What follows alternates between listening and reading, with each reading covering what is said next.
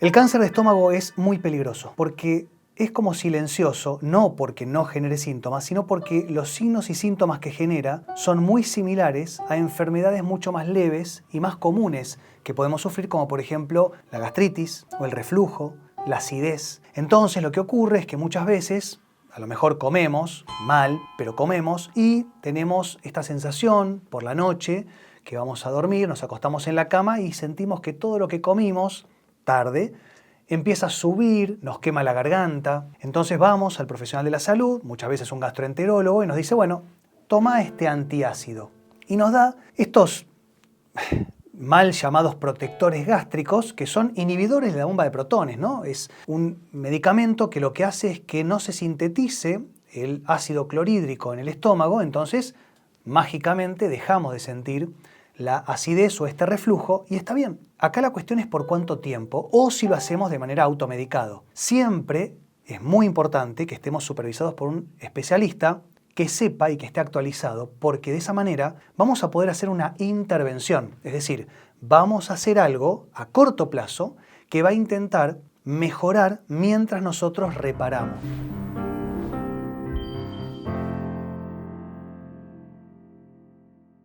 ¿Qué va a ocurrir si nosotros generamos un daño en todo lo que tiene que ver con el funcionamiento del estómago? Y acá donde tenemos que entender que el estómago funciona con ácido. ¿Es como decir que la boca no tiene saliva? Bueno, es exactamente lo mismo decir que le vamos a quitar el ácido al estómago. ¿Y por qué querríamos quitarle el ácido al estómago? Es la pregunta que inmediatamente me tendrían que estar haciendo ustedes.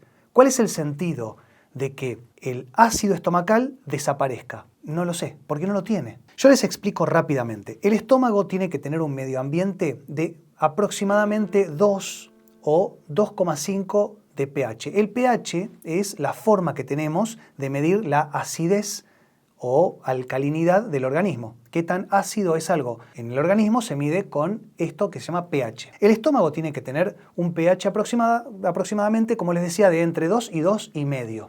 Y el esófago, que es la porción inmediatamente superior al estómago, tiene que tener un pH aproximadamente de 4, es decir, el doble. En el medio, entre el esófago y el estómago, hay una válvula que se llama cardias y que es un esfínter, es un músculo que se cierra para que la comida no suba de nuevo hacia la boca, pero que permita que baje hacia el estómago. Esta válvula funciona por diferencia de presiones y también por diferencia de pH. Entonces, ¿qué va a pasar?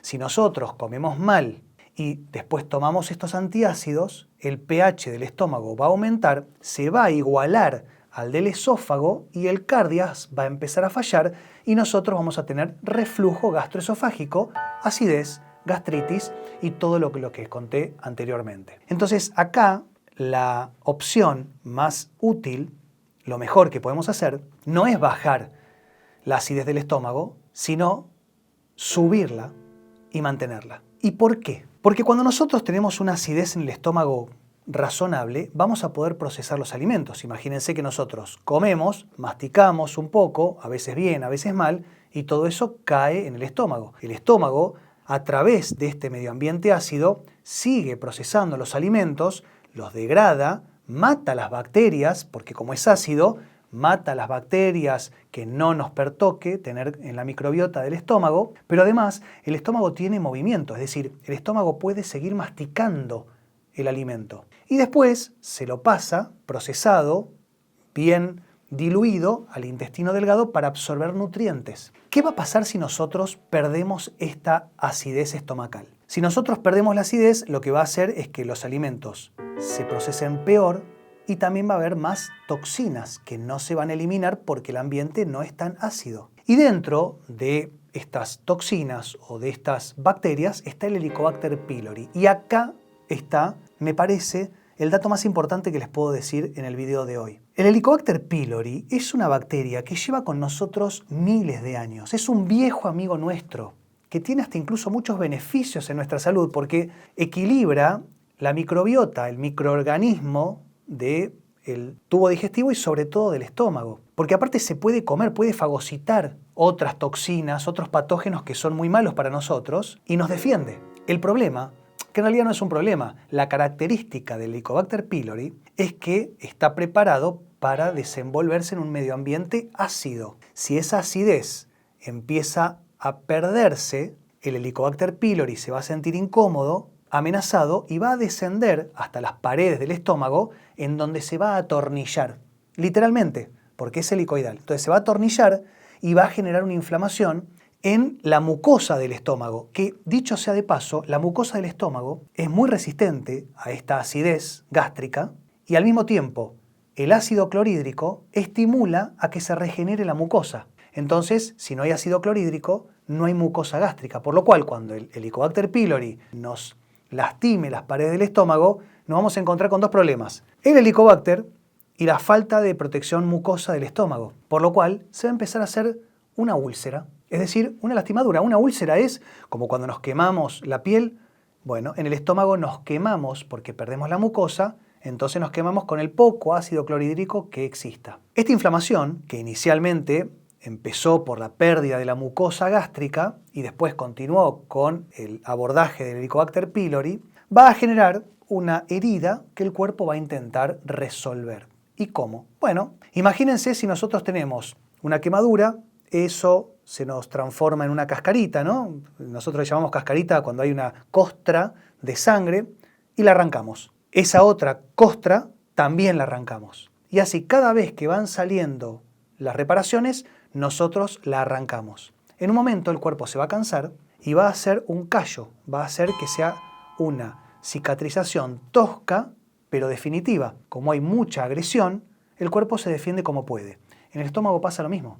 Si nosotros estamos permanentemente comiendo basura, esa es la agresión que va a recibir el estómago y va a hacer una cicatrización que puede derivar en una displasia. ¿Qué significa displasia?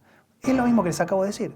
Una cicatrización anormal, con células desordenadas, tejido fibrótico. Y después de displasia, puede evolucionar a metaplasia, que ya estamos hablando de células cancerígenas. Y finalmente, cuando tenemos que buscar culpables, decimos fue el Helicobacter pylori, que es cierto, prácticamente el 100% del cáncer gástrico está asociado al Helicobacter pylori. Lo que tenemos que preguntarnos es por qué el Helicobacter pylori progresó, proliferó y sobre todo por qué se volvió agresivo y nos atacó, cuando en realidad no debería pasar. Hay muchísima gente sana con el Helicobacter pylori que no tiene ningún tipo de problema, no tiene dolores. Y acá quiero empezar a hablar justamente de los síntomas y los signos, porque tenemos que hacer la diferencia entre cuando es un problema leve o un cáncer gástrico. Y la diferencia es bastante notable. Como les decía, podemos tener gastritis, acidez, reflujo. Muchas veces nos hacen una videoendoscopía alta y nos detectan que tenemos hernia de hiato. Hasta nos pueden operar de hernia de hiato sin tener en cuenta esta diferencia que les comentaba de pH. Y se toma una muestra del estómago. A veces en esa muestra está el Helicobacter pylori, pero a veces en esa muestra no está.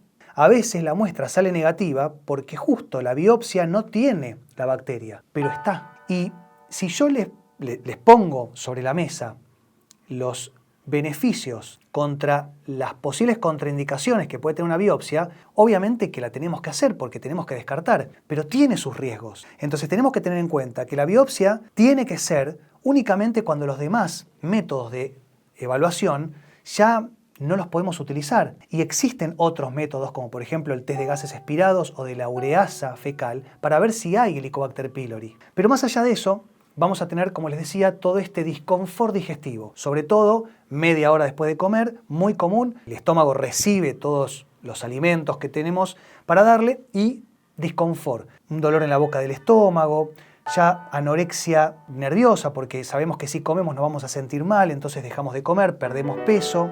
Pero acá tenemos que hablar de la sangre. Obviamente siempre que hay una lastimadura, una herida un poco más importante, hay sangre. ¿Puede haber cáncer gástrico sin sangre? Sí, puede. Pero las características más comunes, o por lo menos que yo más entiendo, tiene que ver con los vómitos, y sobre todo vómitos con sangre, o a veces la misma sangre pasa hacia el intestino y se va a la materia fecal. ¿Y cómo se va a ver la sangre en la materia fecal? Pero la sangre que viene del estómago. Y acá muchos van a decir, bueno, roja. No. La sangre que se deposita en las heces y que tiene su origen en el estómago se ve negra. Entonces, tenemos que prestar atención. cuando terminamos de evacuar, tenemos que mirar. Y si nuestra materia fecal es negra, y negra me refiero a negra, no marrón oscuro, negra, es porque hay sangre en las heces. Eventualmente se puede hacer un análisis que es sangre oculta en heces con un coprocultivo, se manda a analizar y se ve si hay o no hay sangre oculta en la materia fecal. Ahora, llegado el momento en el cual ya tenemos un problema porque estamos vomitando sangre o estamos con mucho dolor y no podemos comer nada porque hasta un vaso de agua nos hace mal, tenemos que pensar en una cirugía. Esto lo va a determinar y por favor se los digo, esto es un video para concientizar, para informar y eventualmente para educar un poco, pero de ninguna manera se pueden autodiagnosticar con un video. ¿Se entiende eso, no? Quiero que quede bien claro. Tienen que ir a un especialista que eventualmente, como les decía antes, a través de una videoendoscopia alta o endoscopia baja, una ecografía, un análisis de sangre, el test de gases expirados, el test de la ureasa fecal, etc., va a determinar si estamos sufriendo de un cáncer gástrico o no y tenemos que actuar en consecuencia. ¿Y cómo se hace? Bueno, si hay pólipos se pueden extraer, si hay alguna cuestión más importante se hace una cirugía, si hay que hacer radioterapia o quimioterapia se hará. Miren hasta dónde estoy yendo cuando se puede también un poco prevenir. Y si queremos prevenir, tenemos que hablar de la alimentación. Obviamente el estrés crónico, el mal descanso, el sedentarismo, todos los malos hábitos van a influir, pero tenemos que tener en cuenta que la alimentación es más del 50% de lo que nos puede llegar a provocar el cáncer de estómago. Tenemos que mejorar. ¿Y por qué tenemos que llegar al punto en donde tenemos que paliar las circunstancias cuando podemos empezar a prevenir? Yo no les digo que solamente coman religiosamente, pero aunque sea un poco mejor. Y en ese orden de cosas, lo que les voy a recomendar es que a grandes rasgos tratemos de bajar los ultraprocesados, tratar de sacar las harinas, los azúcares, el alcohol. El cáncer gástrico está muy asociado al tabaquismo, a las drogas, a los fármacos. El cáncer gástrico está asociado a la toma crónica por tiempos prolongados de los protectores gástricos. Son muy útiles en momentos específicos, pero también tenemos que entender que si no tenemos buena acidez del estómago, estamos desprotegidos. Y esto nos puede traer muchas enfermedades, infecciones, osteoporosis, artrosis. Cuando nosotros tenemos una mala acidez en el cuerpo, el organismo sale a degradar hueso para compensar la acidez que le falta al estómago, así como lo escuchan. Entonces después tenemos artrosis y dolores articulares y no entendemos por qué. Y es porque está fallando nuestro metabolismo ácido-base en el organismo. Entonces, entendiendo todo esto, podemos entender también que tenemos que empezar a comer mejor. ¿Y qué mejor? Bueno, idealmente yo soy más de los pescados, ¿no? Porque tienen muchos ácidos grasos saludables, omega 3, EPA, DHA, también lo pueden consumir en suplementos. Esto nos va a ayudar también con el hígado. Pero para mejorar la función del estómago, hay muchos suplementos de venta libre, de hecho este también lo es, pero tiene que estar supervisado porque hay que ir midiéndolo. No es solamente darlo, que la otra persona lo tome y ver qué pasa. Hay que ir midiendo cuál es la dosis para cada persona, por eso tampoco me gusta dar mucho datos de cuánto concentración y cuánta cantidad, pero me refiero a la betaína clorhidrato. La betaína va a estimular, y aparte se puede poner con ácido clorhídrico, es decir, le vamos a dar el sustrato directo al estómago para que recupere su acidez, pero tenemos que primero darle un alimento para mejorar la mucosa, porque si no, vamos a quemar el estómago. Entonces esto lo hacemos con la glutamina. La glutamina vamos a tomarla con cada comida, esto va a empezar a regenerar junto con enzimas digestivas, como pueden ser los prebióticos, los probióticos. También hay paraprobióticos o simbióticos, hay un montón de cepas que podemos tomar para mejorar la función de la mucosa gástrica y después con la betaína vamos a intentar recuperar progresivamente y de a poco la acidez que perdimos a lo largo del tiempo en el estómago. Llegado a este punto, tenemos que entender que se puede prevenir, se puede tratar, pero siempre tienen que entender que una cosa no les permite la otra. Que hagan todas las cosas bien, que coman bien, que descansen, que duerman, que no tengan tanto estrés crónico, que se muevan, hagan ejercicio, no les permite tomar alcohol todas las noches o comer todos los días basura, porque lo bueno que hagan no va a cancelar lo malo que coman. Tiene que haber un equilibrio. Espero que les sirva, espero que los ayude y sobre todo que entiendan que esto es un proceso, que no se puede mejorar la alimentación de un día para el otro, por lo cual, paciencia. Siempre supervisados, por favor. Si les gustó el video, por favor, no se olviden de poner el like y suscribirse. También les pido que activen la campanita para que cada vez que nosotros subimos contenido a ustedes les llegue una notificación. Y cualquier comentario, duda o pregunta la pueden dejar más abajo que yo la voy a estar leyendo e intentando contestar. Nos vemos la próxima. Que estén muy bien. Chau.